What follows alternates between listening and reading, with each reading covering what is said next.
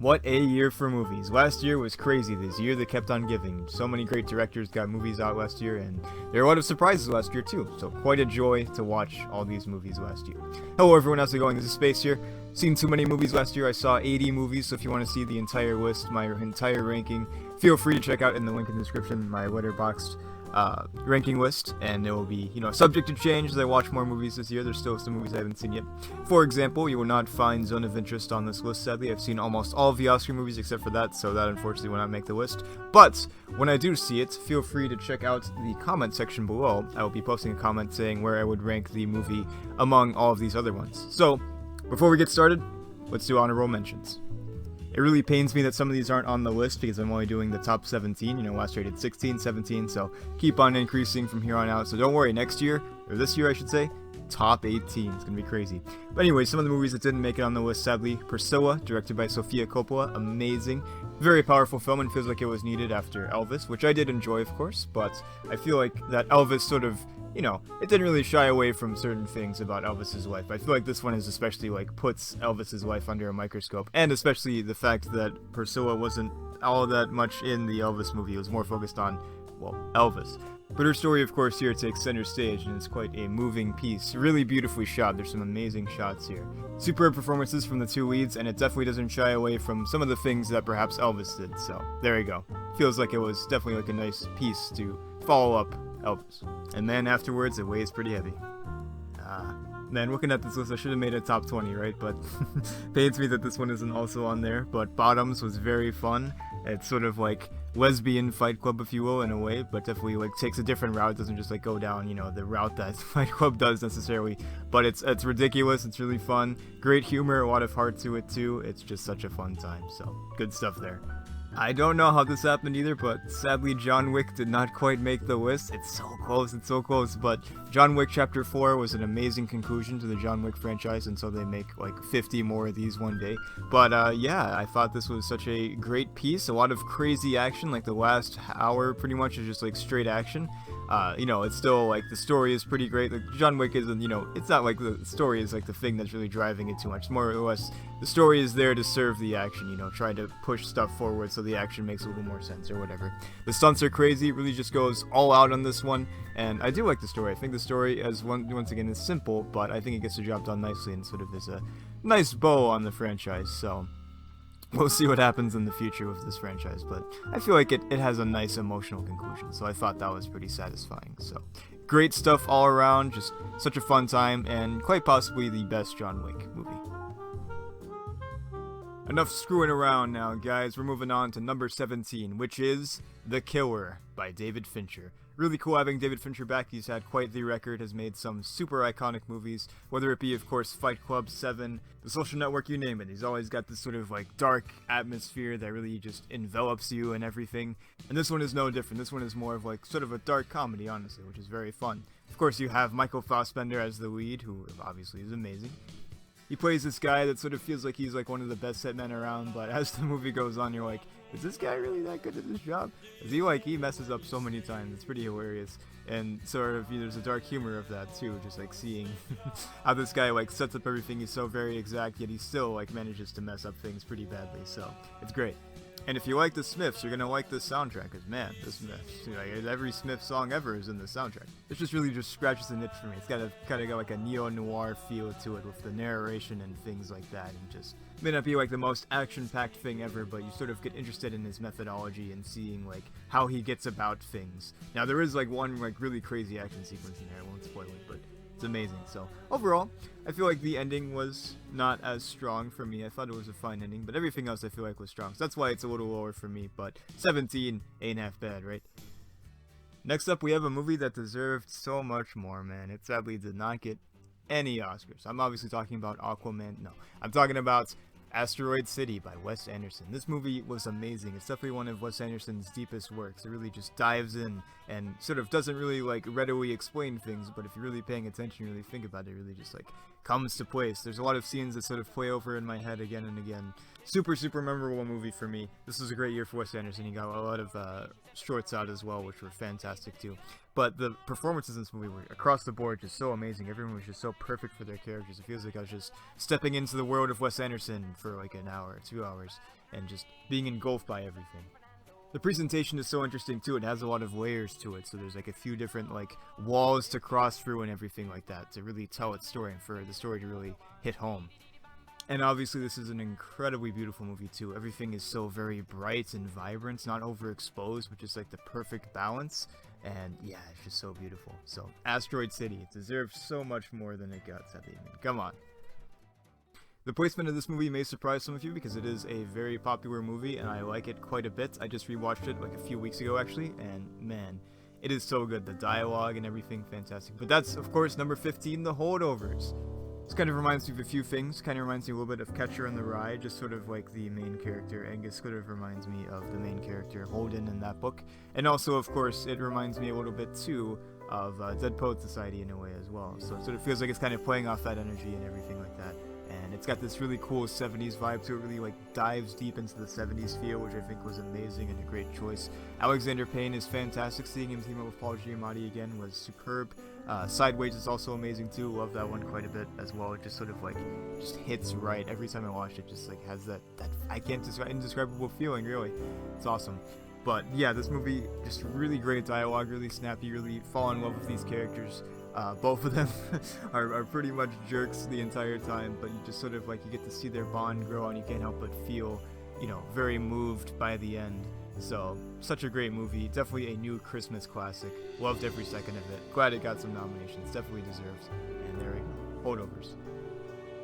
Now what could possibly be better than The Holdovers? Let me tell you right now, Dream Scenario at number 14. Dream Scenario is a dream. It's amazing. It takes this story, this idea of a man that keeps on appearing in these people's dreams and plays with that. It really goes different places, some places you might not expect as well. So that's really fun. Underlooked movie this year, I feel like, and I mean, Nicolas Cage is amazing. Like, people meme on Nicolas Cage all the time and everything, and you know, he's got so many fun and funny performances and all of that, and some like really intense, explosive performances that he's done in the past. But I feel like he's really like sometimes like overlooked as like such an amazing actor. Like, he's got some really incredible performances, and this is one of those performances that just like disappears into this role. It doesn't feel like you're watching a Nicolas Cage movie. It feels like you're watching Dream Scenario Man, which happens to be a Nicolas Cage movie. So the concepts are really cool. They really take the concepts far, and I love that. Some really interesting and memorable scenes that are quite funny, but also like some darkness too, and really exploring like, oh, you know, sort of what happens to this guy and everything like that. So quite an interesting story. Definitely recommend it. It's fantastic. Really enjoyed it. I'm glad that I got to see it this year. Another great piece of this year's fine collection of cinema.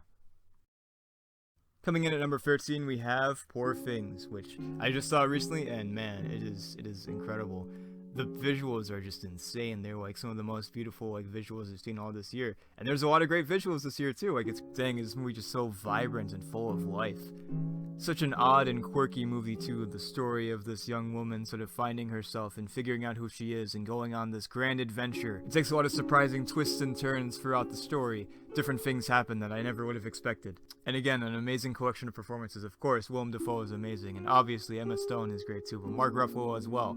Fantastic. Like, all the Oscar nominations for this movie, yes, of course, obviously. Sort of reaches into the grotesque and finds something beautiful in there. This may not be my favorite movie from Yorgos because he has so many great movies too, like of course The Lobster and Killing of a Sacred Deer is also incredible too, but this was a worthy addition to his filmography, so great stuff.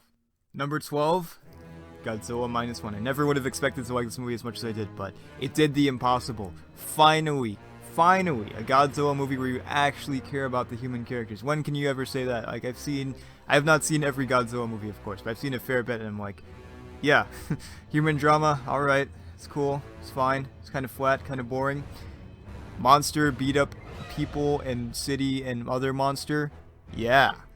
But this movie actually spends so much time developing the characters and really rounding them out, making sure you care about them. So it really adds to the intensity of the final act where they go up against, well, of course, Godzilla. Really drives up the stakes when you actually care about the characters. So that's probably something that the other movies could learn about. Anyways, though, yes, this movie was really well made. Like, for such a small budget, it's insane how great this movie looks. This movie looks better than The Flash, man. Do you see how much more money that has, man? It's crazy. What is The Flash doing? Well, anyways, we'll talk about that later because it is number 1, obviously. But Yes, Godzilla minus one, amazing characters, really just well shot, and just the visuals are insane. Perfectly handles Godzilla. I feel like Godzilla is like this is probably one of the scariest movies as far as Godzilla goes. Like I never was like really like, oh no Godzilla, but here I was like, oh no Godzilla, which of course is also heightened by the emotional stakes you have in the movie. And the soundtrack, oh my god, the soundtrack is amazing. One of my favorite soundtracks of the year. Just so it has that classic Godzilla sound to it, but also has like such an energized feel to it. Has a lot of like horror-y type stuff too. Godzilla minus one is worth the hype. It is amazing. If you don't like reading subtitles, read them, dang it! Alright. Number 11, The Iron Claw. This movie starts off as like such a like hyped, energized movie, Tom Sawyer freaking blasting, and then all of a sudden, boom, it punches you right in the face, and boom, boom, just so many punches, emotional gut punches and everything like that. It's crazy. This movie really just hits home and really just is a very powerful piece. Amazing performances. Zac Efron was snubbed, man. He's so good.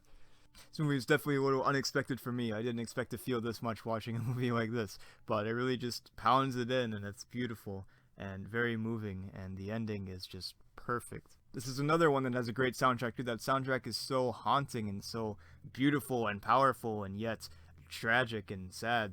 Definitely another memorable movie. If this movie came out any other year, it would probably be higher for me. It'd probably be like close to number 1. As it is, number 11 isn't too bad either. Alright, The Nitty Just Got Gritty. We're at number 10. May, December. This movie just snuck up out of nowhere. It's like, hey guys, May, December. Here it is. Boom. Prepare to be destroyed. So, wow. I don't even like know what to say. I still don't even know what to say about this movie, honestly, besides it's just like, just cheese, like powerful and just like, oh my god. The scripts. Wow. Probably one of the best scripts this year. There's been a lot of great scripts this year, don't get me wrong, but this one is probably takes the cake. It's incredible. Some of the best performances of the year too, which it also didn't get nominated. But Charles Melton, like, wow, that was probably one of the best performances of the year, honestly.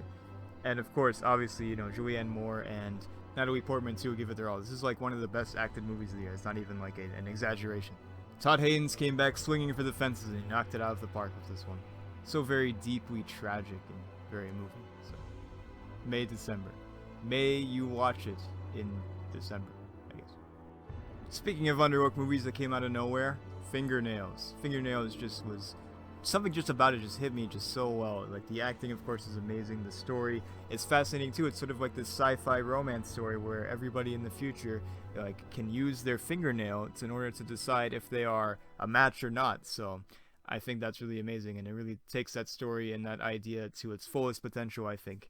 Such a very emotional movie. It really has some uplifting parts that just feel so right, and of course some sadder moments that really hit you hard. In the end of the day, it really like takes a look and puts the microscope in on relationships and sort of the workings of them and how they can't always be perfect, but they can be worth fighting for. Number 8, I mean, come on. Guardians of the Galaxy Volume 3. What an emotional, perfect conclusion to the trilogy. James Gunn really understands these characters. There's nobody else that has written these characters better than he has so far. There's other great stuff, you know, that's happened with the MCU, with other writers at the helm of the Guardians, but it's clear that James Gunn was the one to make these movies, and it's nice seeing him, you know, one last hurrah of the MCU, and he perfectly just nailed it and made like one of the best MCU movies, honestly, in a while, even ever, to be honest. The story isn't like this like big world-ending, galaxy-ending wide thing or whatever. It only like gets to that at the end of the story, pretty much. But it's very emotionally driven and focused, so really just like tears at your heartstrings throughout the entire movie. There's a lot of flashbacks and everything that really like you're dreading them coming. Like you know what will happen, but you like can't help but enjoy it while it lasts. And then of course, obviously, you know that eventually these flashbacks are going to end, and it's going to be incredibly painful. This movie like is actually probably one of the most emotional MCU movies there are. Like it's really just like he's painstakingly built up these characters throughout years, and has really been able to like take them to a satisfying conclusion that I think a lot of people really enjoy. And I mean, okay, so the recent MCU movies have been a little iffy, whether it be the story or the CGI or even the cinematography. For example, I'm not sure if you guys have heard of Ant-Man and the Wasp: Quantumania, but there was a few problems with that. There was just a few problems. Like it's about number 3 for me, but we'll talk about that later. Anyways, though, This, however, feels like it was actually professionally made. It feels like there was a lot of just time and effort and love put into this movie. So, really just hits home quite well. So, thank you, James Gunn. And Guardians of the Galaxy Volume 3, perfect. But you know what's even more perfect? Number 7, Killers of the Flower Moon. Martin Scorsese also came back swinging this year too, with quite a memorable movie, such a tragic story and important history of the Osage people. And what it also encapsulates too is just America's history of greed. So it's very fun. It's 3 hours and 20 something minutes, I think about 3 hours and 30 minutes. So, but for me, for other people perhaps, but for me, honestly, it just flew by so fast. I was watching the theater, I was locked in, tight, focused, didn't even was like, are we moving on here? What can I watch? Oh, come on, Marty. No, like all the entire time I was pretty locked in. I was really impressed by how well the story was told by, of course, the brilliant performances. Leonardo DiCaprio, Lily Gladstone, of course, Robert De Niro, all were just amazing. And of course, the cinematography, there's like a really cool shot that like plays with fire and uses like the effects of fire with the smoke and sort of the billowing and the warping of air and all of that. It's really just an incredible shot. That's also in the trailer if you haven't seen it. This year there have been a lot of fun and impactful stories, but this one definitely feels like something historically that needed to be told, and I'm glad it was, and Marty handles it perfectly. I feel like the ending really just like strikes it all home and is like honestly just like a genius ending for the project. So, Killers of the Flower Moon, recommended. It's gonna take a while, but it's well worth it. Number 6, we have American Fiction. This one was quite a great time and has a really important and powerful message and asks a lot of interesting questions and, of course, is like very reflective of our time too, so it really feels like an important piece for modern society. Of course, Jeffrey Wright was amazing. He's probably one of my favorite actors these days. He just does such an amazing job, really gets into his characters and really just feels like the perfect casting every time that he's cast in everything. So he does a great job of balancing some really hilarious comedy. The script is just phenomenal. And also with some heartfelt drama too, and some uplifting parts too. So it's really such a great blend. And of course, obviously, definitely deserves an Oscar nomination for me. So there we go. It feels like a good piece about just perceptions and sort of ideas and understanding people and not just like trying to label them as like one thing, but showing the complexity of people, that people aren't just, an umbrella grouping of, terms or whatever, but they're individuals as well, that everybody is different and nobody like falls in line with say any sort of like idea or anything like that. You can't just like go up and like this person is going to be like this and everything like that and just like sort of get a read for this person based on stereotypes or whatever. So I think that's really important and definitely an important part of this movie. So American Fiction just came in out of nowhere as well, won at TIFF, and I can see why. Speaking of great scripts, at number 5 we have Anatomy of a Fall. The mystery behind this one is really compelling. Sort of what happened to this guy? Why did he fall? What is the anatomy of this fall, perhaps?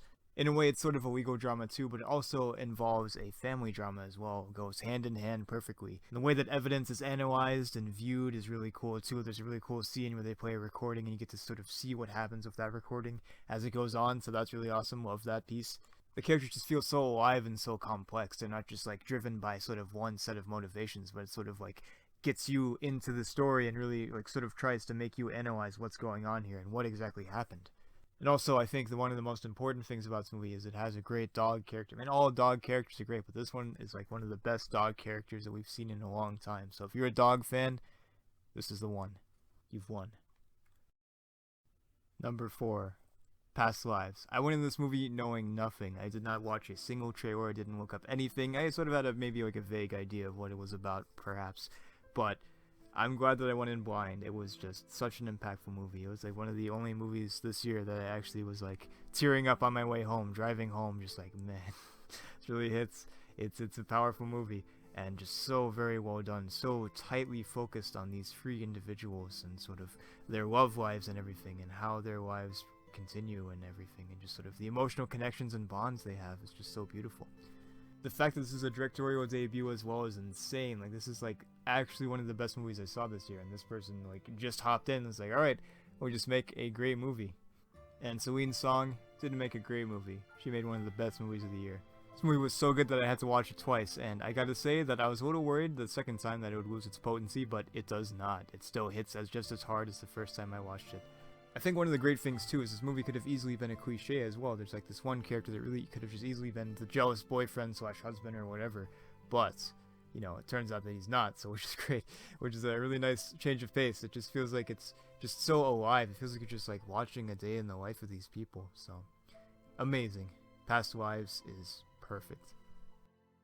Now we're getting down to the nitty gritty. We've got the top 3 here. Number 3, of course, we have Spider-Man Across the Spider-Verse. Now, Into the Spider-Verse was amazing. The hopes were high for this one. Really hyped for it. And it really paid off for me. I thought it was really an amazing story. Of course, it's emotionally grounded, but it's also just a lot of fun too, seeing these characters interact and seeing the aftermath of Into the Spider-Verse as these characters are more connected. And sort of feel the burden of like being separated by universes too, which I think was really interesting, like having Gwen and Miles like being attached and, you know, being friends or maybe more than friends, but now being in separate universes. Like when you have a friend and they're like, oh, you live in like San Diego and they move to Texas or something like that. They're like, oh man, it feels like we're like a million years away from each other. But thanks to the internet, you know, you can just text them, Skype them and everything like that. Use Discord, you know. But with them, Miles and Gwen, there's not like a, you know, like a Discord server that goes across dimensions, at least not yet. So that's a problem. And the addition of Miguel was amazing too. Spider-Man 2099, and of course having Oscar Isaac to play him as well. I mean, come on, it's perfect casting. The story of Miles is pushed further too, and sort of analyzing like what makes him unique compared to all these other Spider people, which I think was amazing.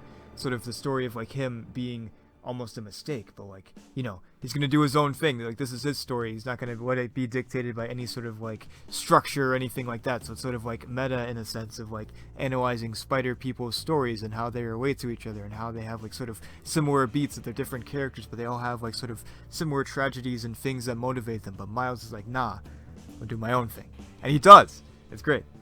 Seeing all these characters interact with each other, having this sort of like almost short film focused solely on Gwen in the beginning was awesome. The animation is beautiful, of course. Very excited for the next installment. I hope it really sticks the landing. Very hyped for it. This could be perhaps one of the best Spider-Man movies of all time. So I'm all here for it. And of course the soundtrack is amazing too. I know it got snubbed, which is unfortunate, but truly an amazing movie. And I went in, of course, knowing that there would be a part 2, so I wasn't like, what?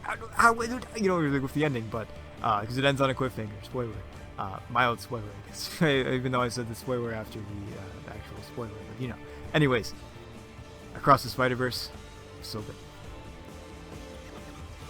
So something better than Across the Spider-Verse? I know, right? Number 2, Miyazaki's latest, The Boy and the Heron. This definitely feels like one of Miyazaki's most personal movies ever, and it's great having him back as well. Like, he's been retired for a while now, like 10 years, and he was like, you know what, I got some more. This man just simply does not stop, and I'm very glad that he does not stop, because this is definitely one of my favorite Ghibli movies of all time.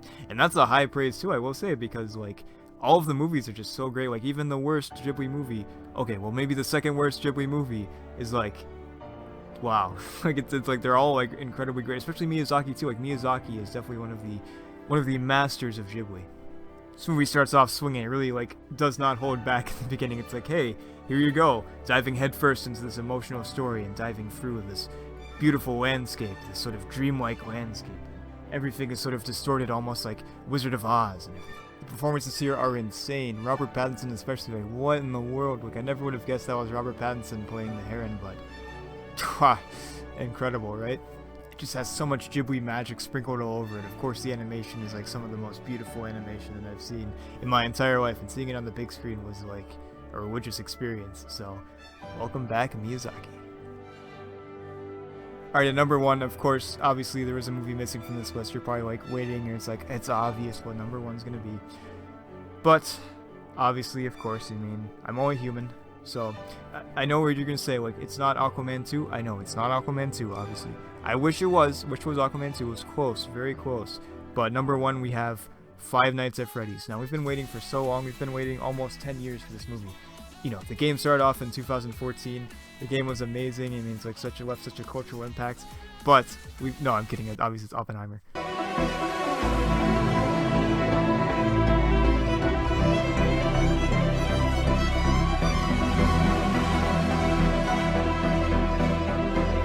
There's nothing I can really say that hasn't been said about this movie before. Obviously, great performances, some of the best of the year. Cillian Murphy is just like, it's just a god, honestly. Like, he just, like, this is his best performance I've ever seen. And he's a great performer, too. He really doesn't let down, but he deserves the Oscar. Nobody else in my mind can possibly win the Oscar. They all were great. They all were amazing. So many great performances. But Killian, come on. Come on, man.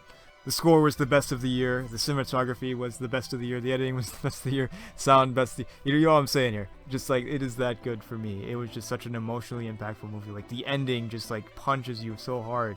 And you just are left like a hollow shell of yourself once you leave the theater. I had to go to the bookstore and look for Dune because I wanted to read it. I was dead. I was completely dead. I felt like a zombie, just hollow shell walking around, just like looking like a freaking madman. But I've seen it 3 times now, and it still is that powerful each time that I see it.